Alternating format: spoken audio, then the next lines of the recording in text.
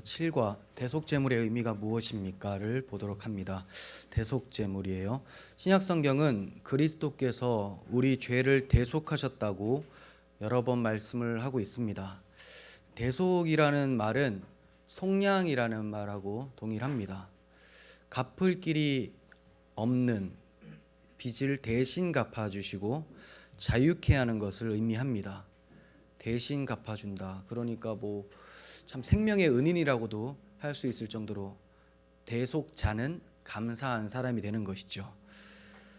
우리가 갚을 길이 없는 빚은 돈으로 해결될 정도의 크기가 아니죠. 우리가 오전에 살펴봤지만 생명의 속전이라고 했는데 그 생명의 속전이 은과 금으로 가능한 것은 아니라는 것을 배웠습니다. 그리스도의 보배로운 피로 된 것이다. 우리가 대속함을 받은 것은 그리스도의 보배로운 피로 된 것이다 라고 말씀을 하고 있습니다. 왜 은과 금은 안 되고 그리스도의 피, 이 생명값이 있어야 되느냐? 죄의 값은 사망이기 때문에 그렇습니다. 죄를 지었으면 반드시 죽어야 되는데 죽을 우리 대신에 예수께서 대신 죽어 주셨기 때문에 생명값, 생명의 속전이라고 하는 것이죠. 하나님께서는 우리들의 죄값을 자기 아들로 하여금 담당하게 해주셨는데 이것을 가리켜서 대속제물이라고 하는 거예요. 이 부분을 좀 더 자세히 살펴보도록 하겠습니다. 80번 봅니다. 고난의 대명사라고 하면 우리가 성경 인물 중에서 욥을 찾을 수가 있겠죠. 욥이 극한의 고난 중에서 무엇을 믿는다고 고백을 합니까? 내가 알기에는 나의 대속자가 살아계시니 마침내 그가 땅 위에 서실 것이다 라고 합니다.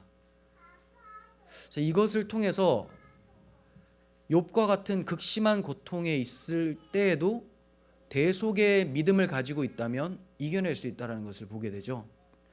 그는 지금 눈앞에 없었어요. 그 대속자가. 근데 그가 어떻게 기다리고 있느냐? 하나님의 말씀을 믿고 기다리고 있는 거죠. 내가 알기에는 들어서 안다는 거죠. 나의 대속자가 살아계시니 마침내 그가 땅 위에 서실 것이다 라고 합니다. 마침내. 지금은 내 때가 아닐지라도 마침내 하나님의 약속이 찬 그때가 되면 그가 반드시 이 땅 위에 오실 것이다 라고 말씀하고 있어요. 대단한 선지자의 사고죠. 그 마침내 그 땅 위에 선다고 했는데 때가 차면 대속자가 오실 것을 믿었는데 그 때가 찼을 때 오신 대속자가 누구냐? 81번을 얘기를 하고 있죠. 예수님은 섬김을 받기 위해서가 아니라 무엇이 되기 위하여 오셨다고 친히 말씀하셨습니까? 인자가 온 것은 섬김을 받으려 함이 아니라 도리어 섬기려 하고 자기 목숨을 많은 사람의 대속물로 주려 함이다 라고 합니다. 자기 목숨을 내어주시면서 우리를 섬겨주시는 거예요.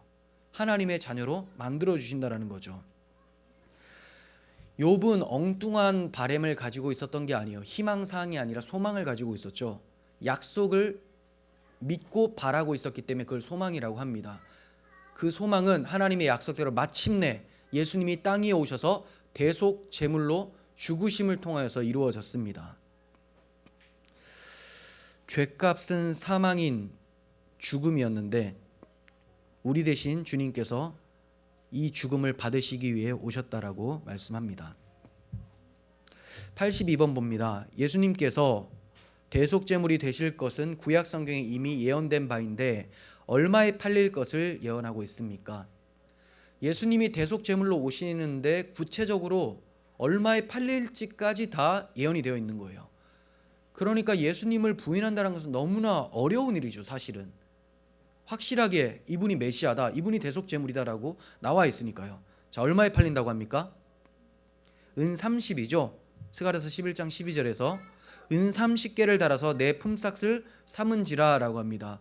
은 30을 예수님 때 누가 줬습니까? 가룟 유다. 그죠? 왜 고개를 이렇게 하세요? 다 아시잖아요. 가룟 유다가 은 30에 예수님을 팔아 넘기죠. 정말로 말씀대로 된 거예요. 왜 은 30일까요? 정말 가치 없는 가격입니다. 그 당시 노예에 팔리는 가격이에요. 노예가 팔리는 가격. 우리 주님이 죄의 노예였던 우리 대신에 노예로 팔리게 된 것이죠. 그리고 자신은 노예로 팔리게 되고 우리는 하나님의 자녀라는 지위를 얻게 해주십니다.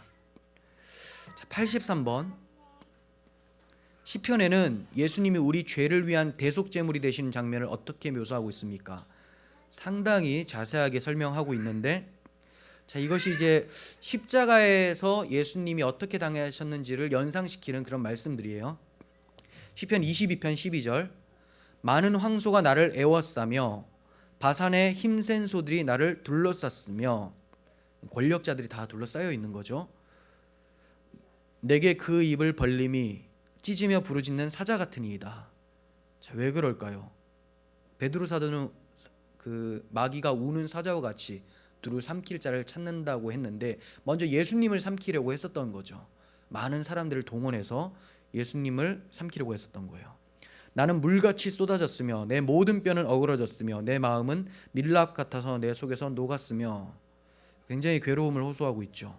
내 힘이 말라 질그릇 조각 같고 내 혀가 입천장에 붙었나이다. 주님이 목마르시다라고 하신 것처럼 이제 완전히 진액이 다 빠져버린 거예요. 주께서 또 나를 죽음의 진토 속에 두셨나이다.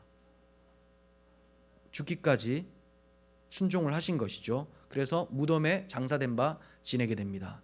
개들이 나를 에워쌌으며 악한 무리가 나를 둘러 내 수족을 찔렀나이다. 십자가를 생각하게 됩니다. 왜 주님이 이러한 일들을 당해야 됩니까? 왜 하나님의 아들이 이러한 수모를 겪어야 됩니까? 우리 때문입니다. 우리의 죄 때문입니다. 그러므로 우리는 이러한 예언을 보면서 내가 지금 이 상황이어야 되는데 내가 당하지 않았다라는 것, 그것에 대해서 놀라워하고 우리 주님 때문에 하나님 자녀의 신분을 갖게 되었다는 것에 감사하며 찬양할 수 있어야 됩니다. 84번에서 심지어 예수님을 십자가에 못 박은 군인들이 어떻게 할 것까지 예언하고 있습니까? 아주 자세하게 예언이 됩니다. 시편 22편 18절, 내 겉옷을 나누며 속옷을 제비 뽑나이다. 정말로 십자가 아래에서 군인들이 십자가 예수님 지기 전에 이러한 행동으로 예수님을 조롱했었죠. 요한복음 19장 23절 한번 봅니다. 19장 23절,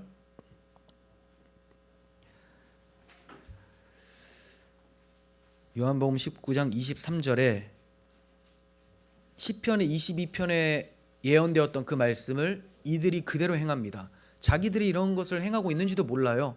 물론 성경을 모르는 군인들이니까, 이방 군인들이니까요. 군인들이 예수를 십자가에 못 박고 그의 옷을 취하여 네 깃에 나눠 각각 한 깃씩 얻고 4명이었던 것으로 보여집니다.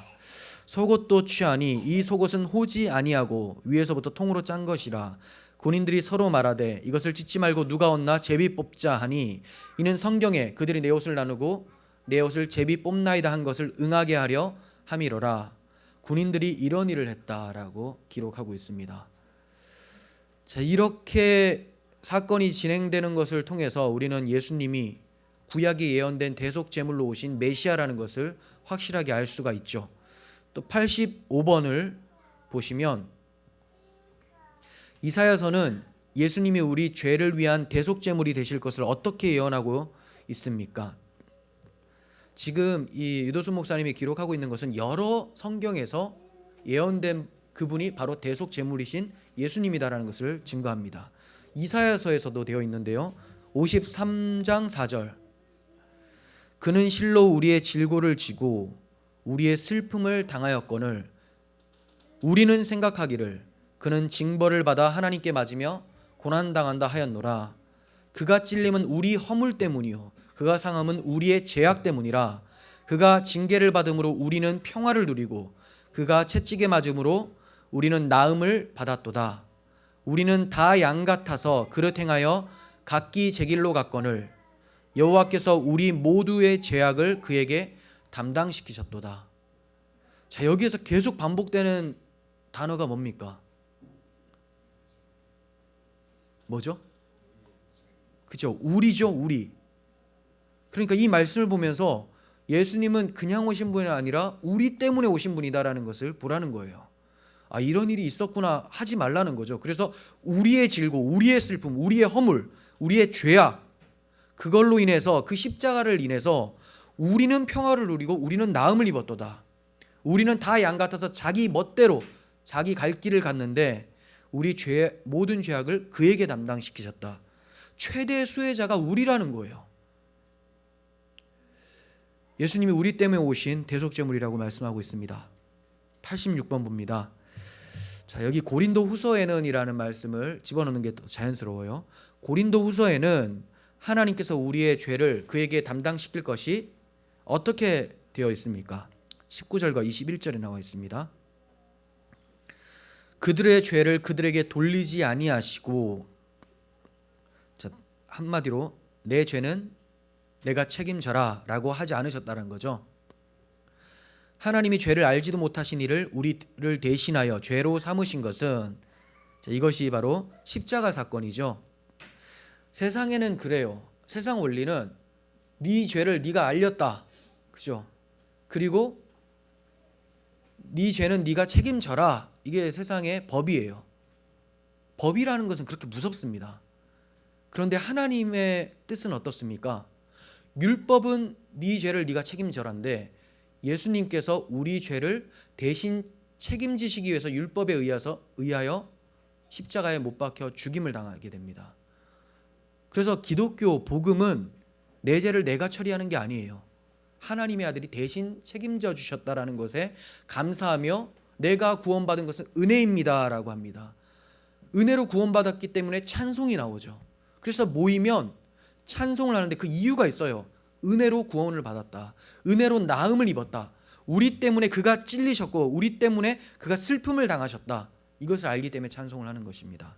찬송에는 이유가 있어요. 이유 없이 그냥 노래 한번 불러볼까? 이런 거 안 된다는 거죠.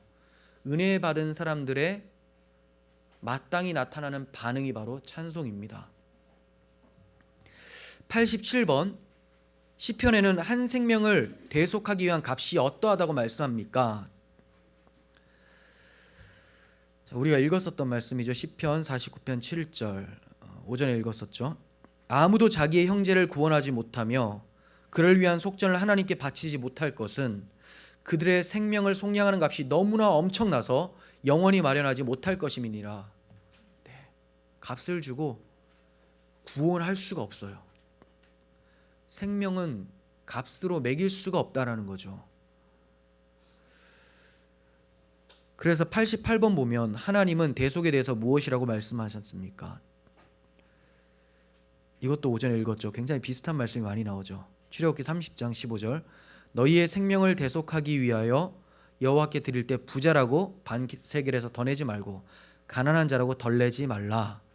자, 모두가 다 목숨값이 똑같아요. 하나님의 형상대로 지음받았기 때문에. 그러니까 하나님의 형상에 해당되는 가치를 지불을 해야 되는 거죠. 그러므로 하나님의 본체이신 하나님의 아들께서 자기의 생명을 내어주십니다.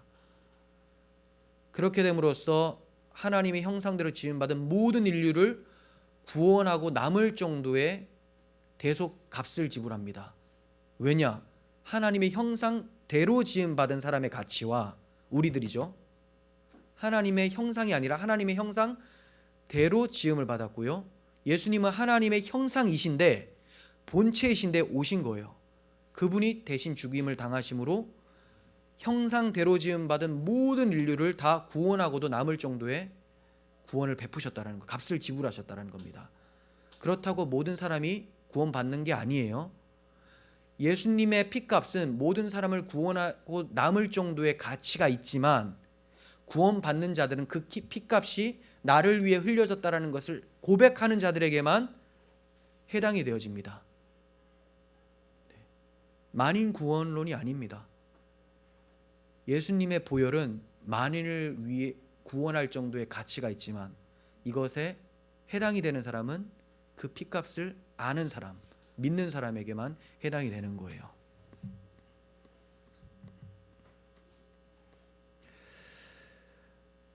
(89번) 봅니다. 이사야 53장은 성령께서 에디오피아 내시를 구원하실 때 사용하신 말씀입니다.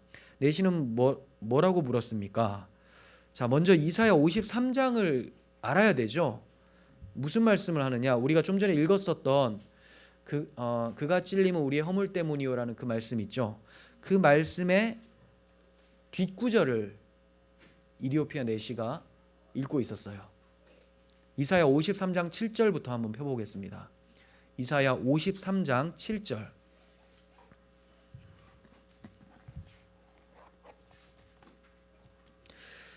이사야 53장 7절.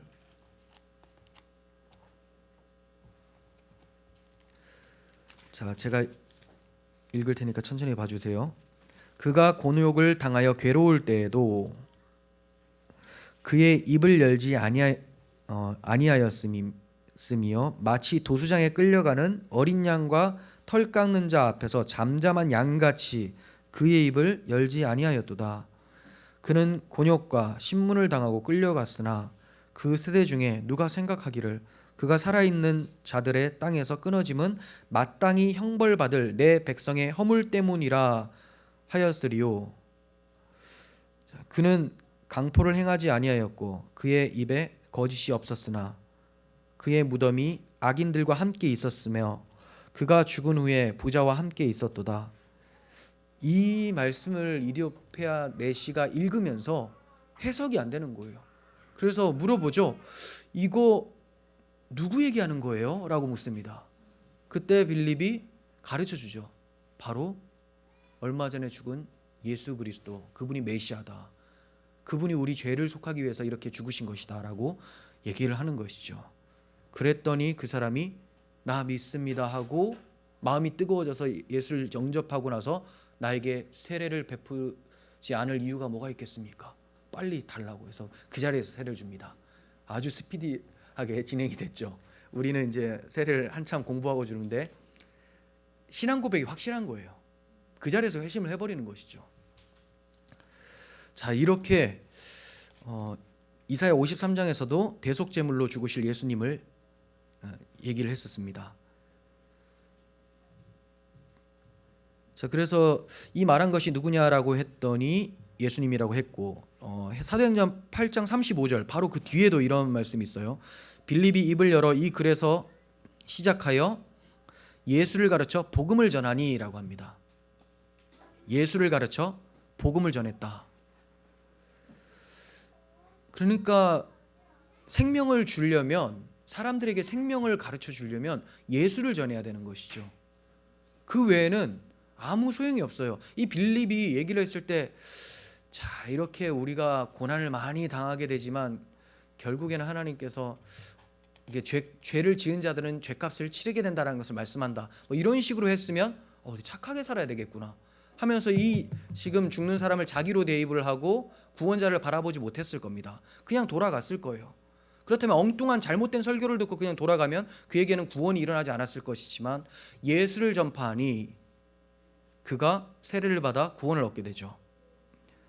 빌립이 전하는 복음을 들은 내시는 무엇이라고 말했습니까? 자, 제가 좀 전에 말씀드린 거예요. 세례 받음에 무슨 거리낌이 있겠습니까? 빨리 세례를 주세요라고 한 거예요.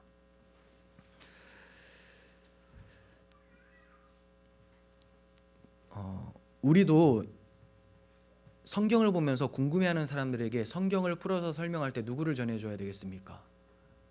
예수님이죠. 이 모든 성경은 다 예수님을 얘기를 하고 있어요. 문제는 우리가 그 본문에서 예수님을 못 찾는 무지함 때문이죠. 우리의 무지함이지 성경은 그리스도 중심적으로 되어 있습니다. 그래서 여러분들이 해석할 때도 이게 어떻게 그리스도를 통한 구원을 말을 하는 것인가, 어떻게 하나님 나라를 나타내고 있는 말씀인가를 생각하면서 해석을 하면 잘못된 길로 가지 않을 수가 있겠고, 그렇게 가르쳐 주신다면 그가 회심하여 예수님을 믿을 수 있는 길을 열어주는 것이 될 것입니다. 91번 봅니다. 이처럼 대속제물이 되셔서 대신 죽어주신 사랑에 대해서 예수님은 무엇이라고 말씀합니까? 초점은 거기 있어요. 대신 죽어주는 사랑. 자, 이것은 예수님이 어떻게 평가를 하시느냐? 사람이 친구를 위하여 자기 목숨을 버리면 이보다 더 큰 사랑은 없나니 라고 해요. 예수님이 십자가에서 죽으실 걸 알면서도 십자가를 지신 거잖아요. 이걸 자살이라고 하지 않습니다. 희생이라고 합니다. 자살은 이제 자기 중심적으로 했을 때는 자살이 돼요. 하지만 여기서는 타인을 위해서죠. 타인, 희생. 예수님이 친구를 위하여 자기 목숨을 버리면이라고 했을 때 여기에 전제는 뭡니까? 사랑이에요. 사랑. 그래서 나라를 지키다가 죽으신 장병들, 이런 분들의 희생이 굉장히 숭고하다고 하잖아요. 가치가 있어요. 남을 살리기 위해서. 그렇죠? 근데 그 정도가 아니에요. 예수님의 희생은 하나님의 아들이신데 죽으신 것이고, 누구를 위해 죽으셨냐? 선인을 위해 죽는 사람도 적고 의인을 위해 죽는 사람도 혹 있거니와. 그런데 예수님은 죄인을 위하여서 죽으셨다. 죄인. 이 큰 사랑을 예수님은 말씀해 주신 것이죠. 그러므로 이 큰 사랑을 받은 사람들은 다른 사람들을 위해서 자기를 희생하기를 원하게 돼요. 물론 그게 쉽지 않더라도 성령 충만해져서 그리스도의 십자가 사랑이 나에게 밀려오면 그렇게 살고자 하게 된다는 것입니다. 92번 봅니다. 바울은 그리스도의 어떤 사랑이 자신을 강권한다고 말합니까? 어떤 사랑이 자기를 강권한다고 합니까? 고린도후서 5장 14절, 그리스도의 사랑이 우리를 강권하시는도다. 우리가 생각하건대 한 사람이 모든 사람을 대신하여 죽었은즉 모든 사람이 죽은 것이다. 그리스도께서 우리를 위하여서 십자가를 지신 그 사랑이 우리를 이끌어간다. 강권한다. 이끌어간대요. 법으로 이끌어가는 게 아니에요. 너 이거 잘못하면 내가 너를 혼내주겠다. 그러니까 이걸 지켜라. 이렇게 살아라. 이게 아니라 그 사랑이 우리를 끌고 간대요. 우리도 마찬가지네요. 사랑하는 사람이면 내가 을이 되죠. 을. 그렇게 막 살게, 그 사람을 위해서 살고 싶어지고 이 사람이 좋아하는 것을 하고 싶어지죠. 근데 법으로 이렇게 하라라고 하면 하기 싫어져요. 내 마음에는 동요가 없는데 그렇게 하라고 하니까. 하지만 사랑이 밀려오면 그렇게 하게 됩니다. 예수님은 우리에게 자발적인 헌신을 원하시고, 이런 자발적인 헌신과 삶을 가리켜서 성화라고 합니다. 성화. 그래서 기독교인 성화는 율법에 따라 사는 삶이 아니라 사랑에 따라 살았더니 율법의 모습이 나타난다는 거예요. 93번 봅니다. 성경은 우리가 생각하건대 하고 생각해보라고 말씀합니다. 무엇을 생각해보라고 하는 겁니까? 로마서 5장 7절, 의인을 위하여 죽는 자가 쉽지 않고 선인을 위하여 용감히 죽는 자가 혹 있거니와.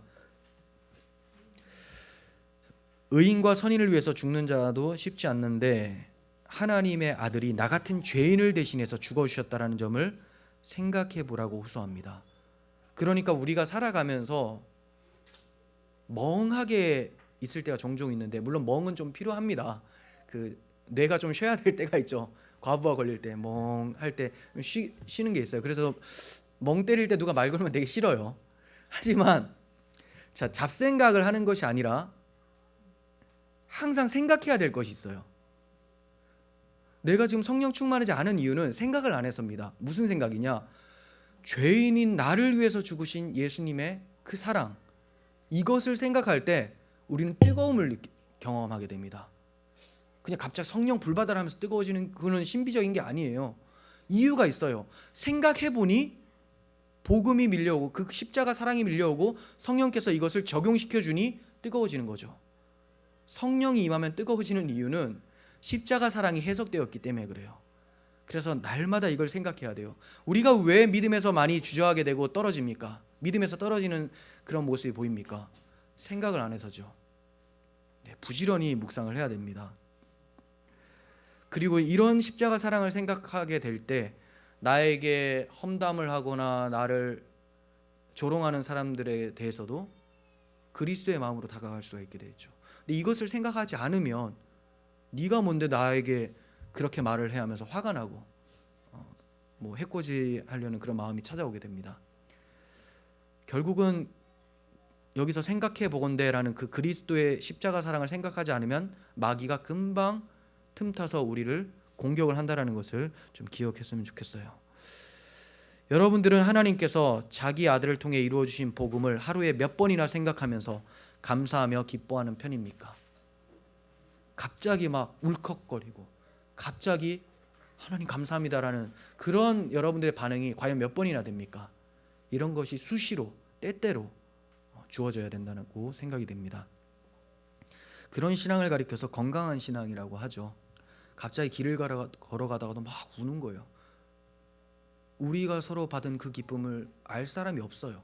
사람들은 몰라요. 저 왜 우나? 저 왜 우는지 몰라요. 지만 우리는 눈물의 이유가 있고 기쁨의 이유가 있습니다. 그래서 우리들의 그 기쁨을 오히려 궁금해할 수 있도록 이렇게 좀 살아가셨으면 좋겠어요. 94번 그리스도께서 우리를 대신하여 죽으심은 우리로 어떤 삶을 살게 하기 위해서라고 말씀합니까? 자, 고린도후서 5장 14절은 조금 전에 읽었잖아요. 그리스도의 사랑이 우리를 강권한다. 그죠? 그 사랑은 나를 위해 대신 죽으신 십자가 사랑이다. 그렇게 하신 이유는 뭐냐? 15절에 나옵니다. 그가 모든 사람을 대신하여 죽으심은 살아있는 자들로 하여금 우리들이에요. 지금 그 십자가 사랑의 혜택을 받고 있는 우리들로 하여금 다시는 그들 자신을 위하여 살지 않고 오직 그들을 대신하여 죽었다가 살아나신 이를 위하여 살게 하려 함이라. 인생의 제일된 목적이 무엇입니까? 하나님을 영화롭게 하고 그분을 즐거워하는 것.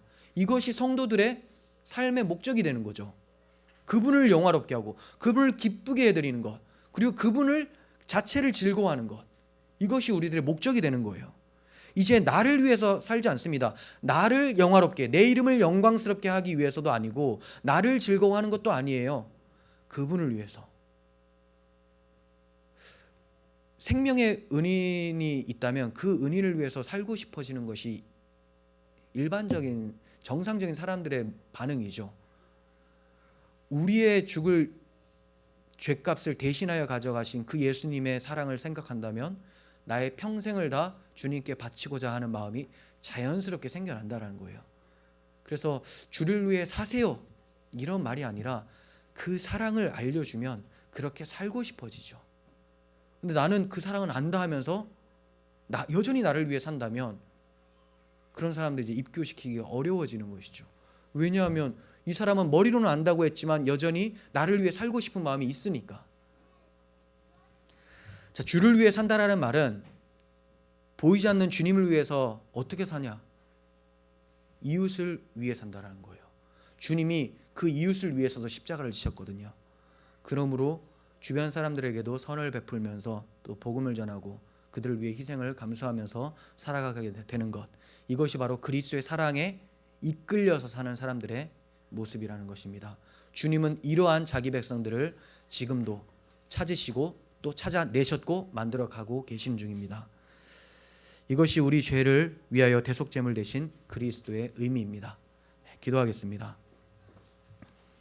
하나님 아버지, 아무 보잘것없고 구원해 주셔야 될 이유가 전혀 없는 저희들을 흠없고 티없는 어린 양 예수 그리스도의 피로 대속하여 주셔서 하나님의 자녀가 되었고 하나님의 백성으로서 살게 되었습니다.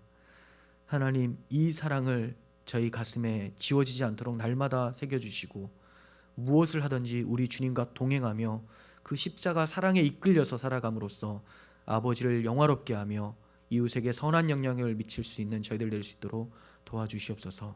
예수님의 이름으로 기도합니다. 아멘.